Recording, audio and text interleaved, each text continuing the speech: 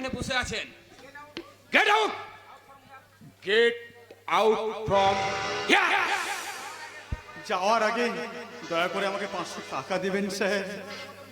তোমাদের মতো ভিক্ষে দিতে আমি কোনোদিনও ভয় পাই না। এরাও ধরো। না স্যার না, এটা কোনো ভিক্ষে নয়, ঘুষ নয়, বকশিস নয়, এটা এক দারোয়ান আর এক রাঁধুনির 7 দিনের মজুরি।